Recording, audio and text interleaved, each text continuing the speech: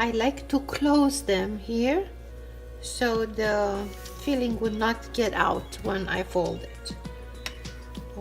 There are many techniques, but you can always make your own. Just be inventive. I bring this all the way down here so it will cover and the filling will not come out. Right, you can put more butter, and because this ends weird, I like to fold it in like this, and so it looks nice. The filling doesn't come out. I am satisfied with it.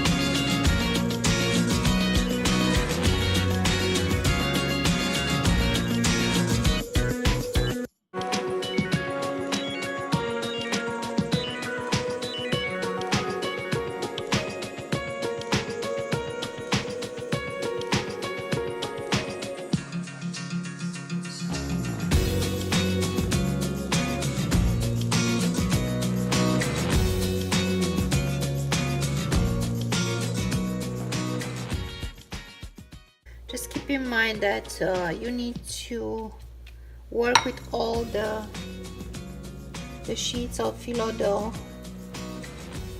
or if you want to interrupt the work and do it later, you need to keep them moist, otherwise they'll dry very fast, and you cannot work with them anymore.